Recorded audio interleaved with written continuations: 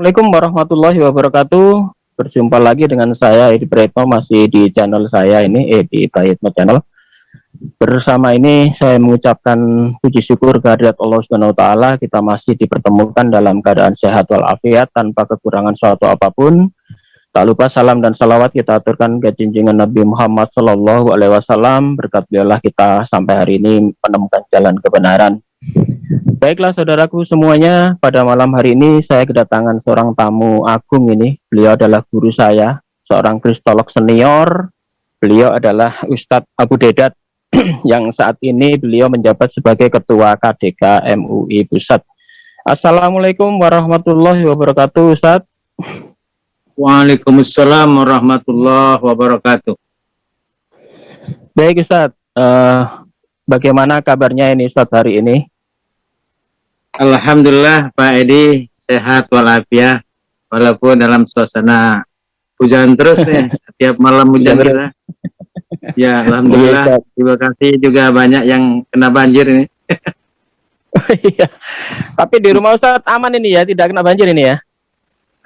Kalau yang di Binjai aman, tapi yang di Bekasi Timur ya banjir di jalanan lah. Alhamdulillah nggak masuk. Oh gitu. Oke Ustadz. Ya. Baiklah Ustadz. Pada malam hari ini kita akan mengobrol sedikit ini masalah dengan Ustadz Abu Dedat yang saat ini jenengan sudah hadir. Banyak ilmu yang akan kita mau dapatkan ini Ustadz. Bagaimana saat ini Ustadz bisa terjun ya. Saat ini Ustadz kan sebagai Ketua KDK MUI Pusat, kemudian menangani masalah pemurtadan dan sebagainya, masalah kristologi. Perlu diketahui bersama bahwa Ustadz Abu Dedat ini beliau dulu adalah lulusan dari IAIN Hidayatullah ya, Jakarta, Fakultas Usuluddin. Beliau saat ini sangat intens sekali menangani masalah pemurtadan dan kristologi sesuai dengan bidangnya. Demikian Ustadz ya. Gimana mungkin bisa diceritakan sedikit Ustadz? Ya, baik sahabat-sahabat yang dirahmati Allah, Pak Edi, alhamdulillah dapat silaturahim. Memang dalam perjalanan saya dalam dunia dakwah ini, sebetulnya sejak remaja kita sudah mencoba menggeluti soal-soal kaitan dengan perbandingan agama ini. Dari sejak saya di kampung di Singapura, kampung saya Singapura, saya lahir di Kota Tamala itu Pak Edi.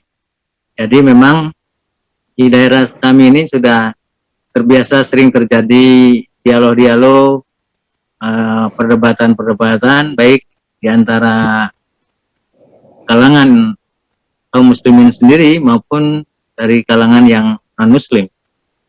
Nah, dalam perjalanan ini ya sekarang mungkin kurang lebih kami sudah menggeluti 42 tahun lah gitu ya, berjalan kaitan dengan permasalahan-permasalahan umat ini.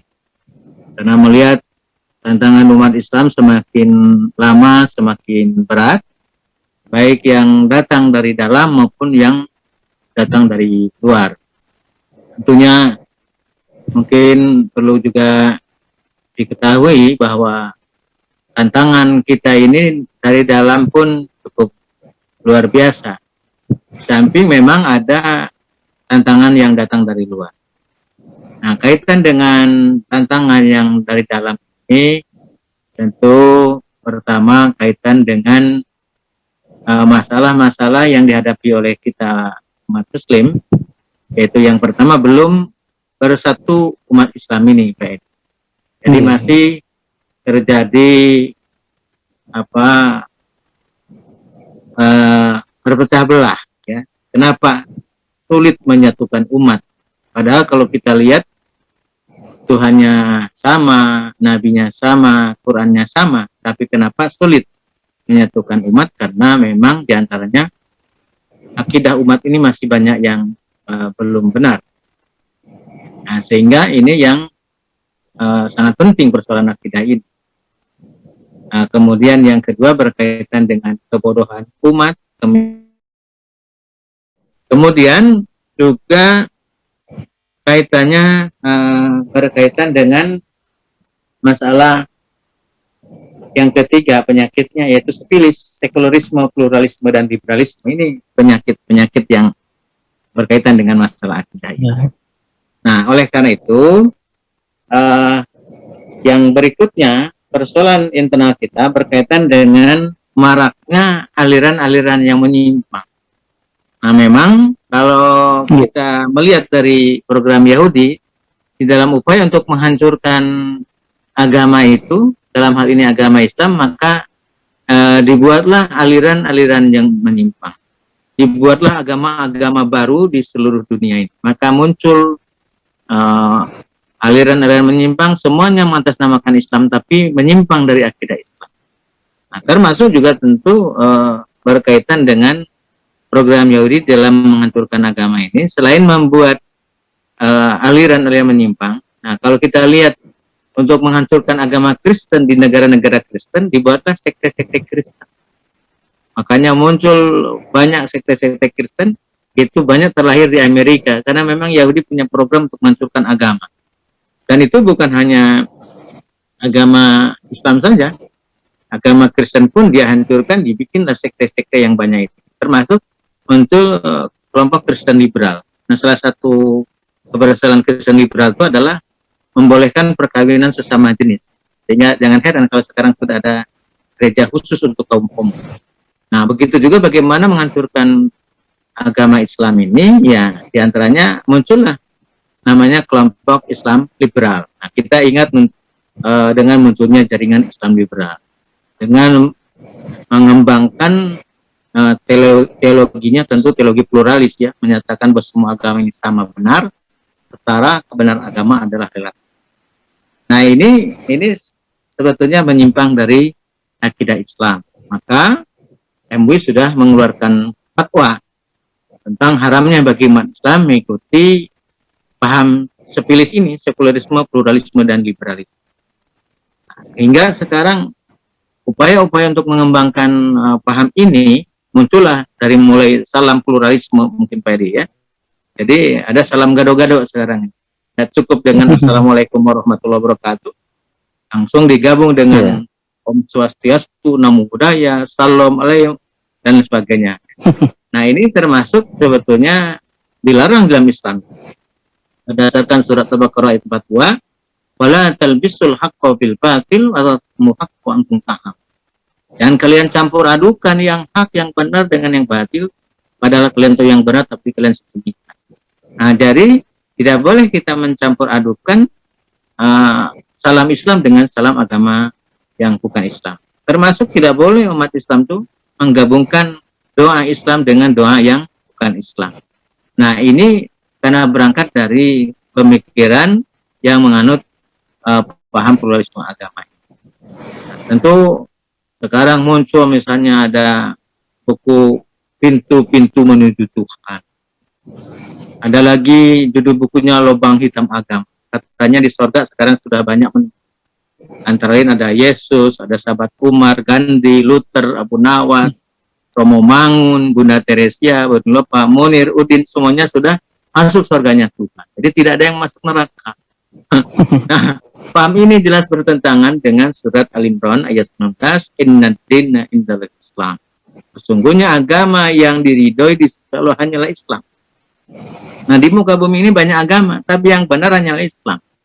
Dan Allah menegaskan kembali di dalam surat Al-Imran ayat 85, wa may yabtaghi ghairal islami dinan fala yuqbala minhu wa huwa fil akhirati minal khasirin. Barang siapa mencari agama selain agama Islam, maka sekali-kali tidak akan diterima oleh Allah, dan di akhiratnya termasuk orang yang.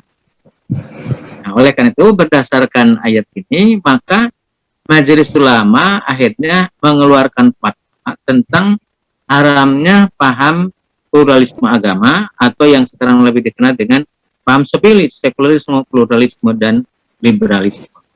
Nah, kemudian kaitan dengan program Yahudi di dalam upaya menghancurkan agama Islam itu, ya dibuatlah aliran-aliran yang menyimpang. Ya, ada Ahmadiyah, ada Ingkar Sunnah, ada Bahaiyah, ya. Kemudian ada Syiah. Ini bagian daripada proyek-proyek dari budaya. Nah, itu Pak Edi berkaitan dengan permasalahan yang dihadapi dari internal. Tetapi Allah juga memberitahukan di dalam surat Al-Baqarah ayat 109, wa katsirum min ahlil kitab law yarudunakum min ba'di imanikum pernas. Sebagian besar kaum ahlul kitab al-Yahud dan Nasara itu menginginkan agar orang-orang beriman menjadi kafir. Jadi intinya bagaimana orang Islam ini murtad keluar dari agama Islam. Nah, tentu orang mengatakan semua agama sama saja, itu bisa murtad dari Islam. Karena Allah menyatakan, barang siapa mencari agama selain agama Islam tidak akan diterima oleh Allah, dan di akhiratnya termasuk orang yang merugi. Nah, ini jelas sekali ya bahwa Allah sudah memberitahukan sebagian besar ahli kitab itu menginginkan untuk memurtadkan umat Islam. Nah, oleh karena itu upaya-upaya untuk memurtadkan umat Islam ini sekarang dengan segala macam cara. Dan memang Allah juga mengisyaratkan di surat Al-Baqarah ayat 120, walan tardo angkal yahudu walan nasoro hatta tatabi'a milata. Bahwa Yahudi Nasara itu tidak akan senang kepada kalian kecuali kalau kalian mengikuti milah mereka. Nah, yang dimaksud milah di sini tentu bukan hanya agamanya saja. Boleh jadi agamanya kita tidak ikut mereka, tapi gaya hidup mereka kita tiru. Pola pikir mereka kita adopsi. Apa diantaranya gaya hidup mereka yang diadopsi oleh kaum muslimin? Misalnya acara tukar cincin, ya. Acara apa lagi?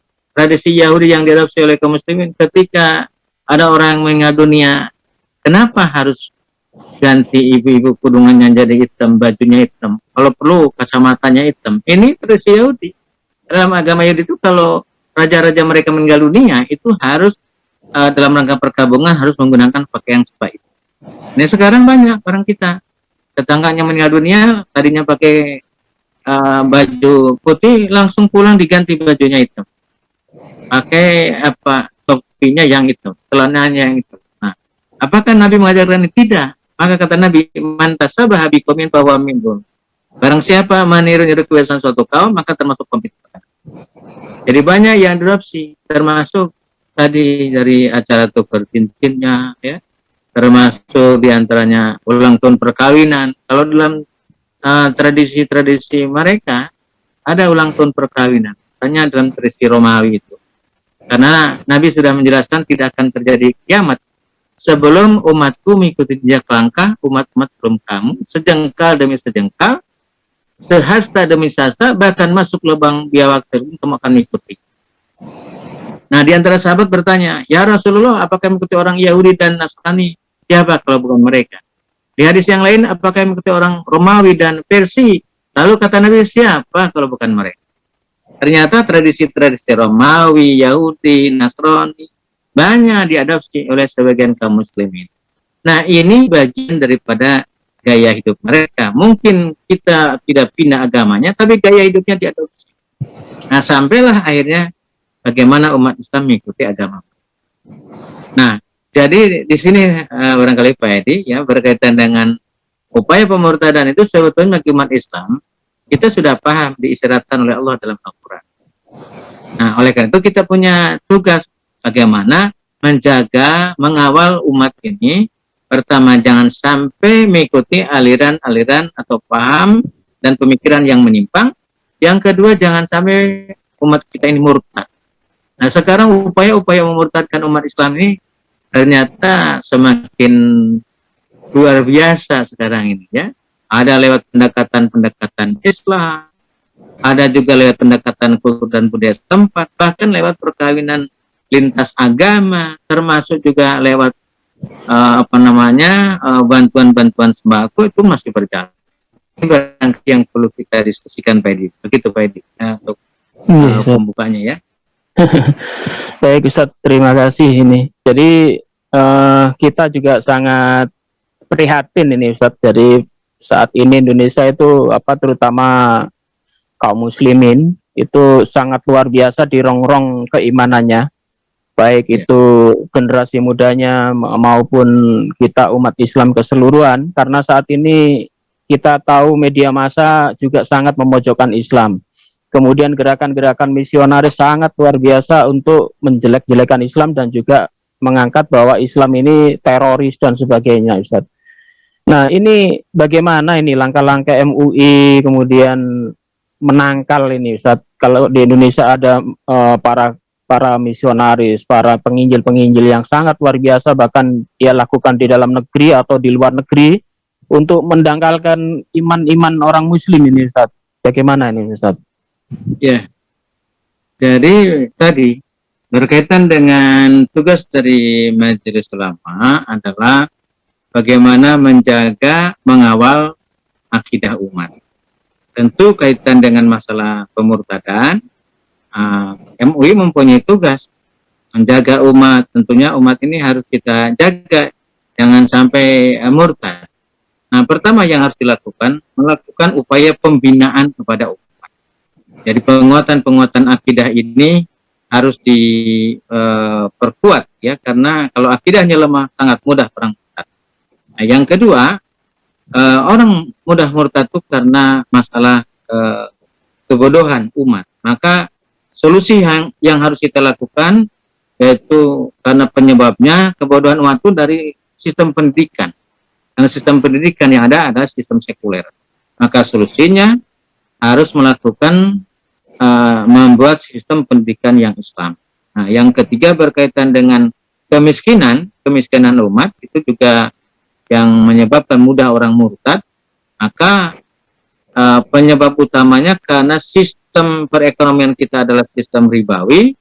Kita harus melakukan upaya membuat sistem ekonomi yang Islam. Jadi kembali kepada sistem-sistem syariah ini harus dilakukan.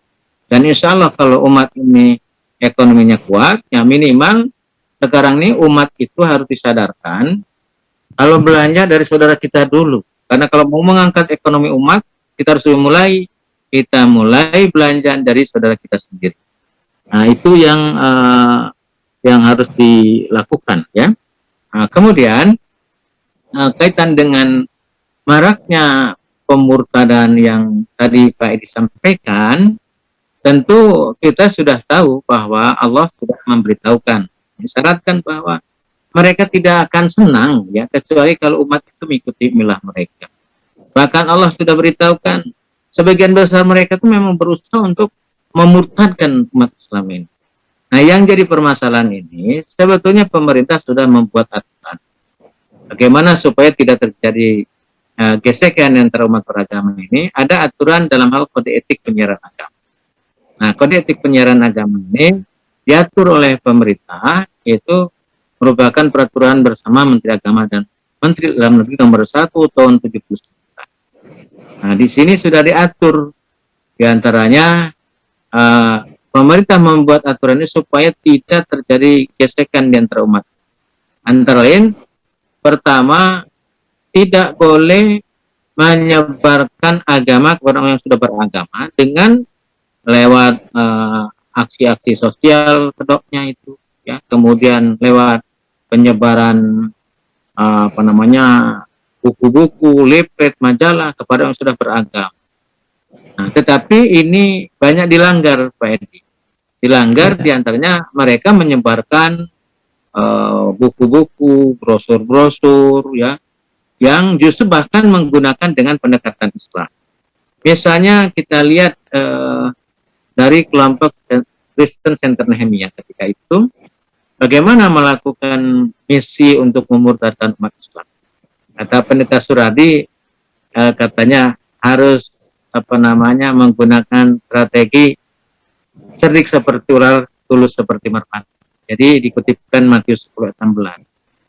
Dan dikutip juga dalam kitab 1 Korintus pasal 20. Kalau ingin memenangkan orang Yahudi, aku harus seperti orang Yahudi supaya aku memenangkan orang Yahudi. Nah, akhirnya kalau ingin memenangkan orang Islam, maka pendekatannya lewat pendekatan Islam. Oleh karena itu dia bikin brosur, waktu itu brosurnya dakwah ukhuwah. Nah, sehingga ini namanya dakwah ukhuwah, berarti ini brosur untuk umat Islam. Padahal yang buat bukan umat Islam. Di dalamnya kutipan ayat-ayat Quran, tapi ada penyimpangan, ada pembelokan. Misalnya juga ada brosur yang judulnya Allahu Akbar Maulid Nabi Isa alaihissalam. Nah, kenapa menggunakan nama-nama Islam gitu ya.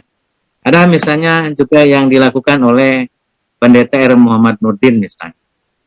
Nama aslinya Pendeta Rudi, tapi Rudinya disingkat jadi R tambah Muhammad Nurdin.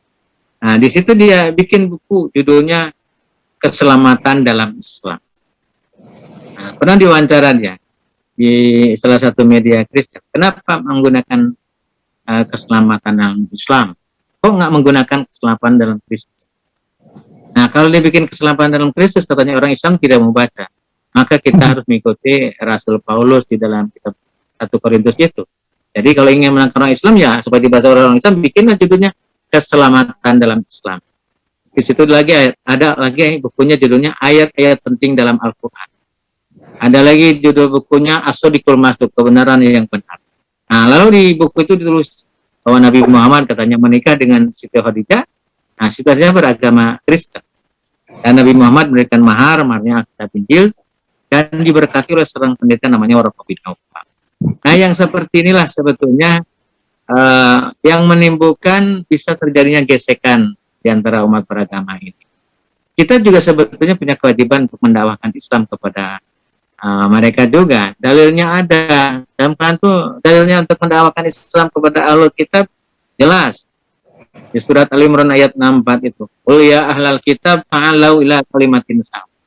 Katakan wahai Muhammad kepada Ahlul Kitab, kepada al-Yahud wa Nasara, marilah kalian kembali kepada kalimatun sawa. Kalimat yang tidak ada perselisihan antara kami dan kamu. Jangan mempersekutukan Allah. Jadi tidak disembah kecuali Allah. Maka di ujung ayatnya isyhadu bi anna muslimun, saksikan kami adalah orang yang muslim. Nah, di sini indah ayat ini. Seruannya marilah kalian kembali. Kenapa digunakan kata kembali? Karena pada dasarnya Yahudi dan Nasara itu dulunya berakidah tauhid.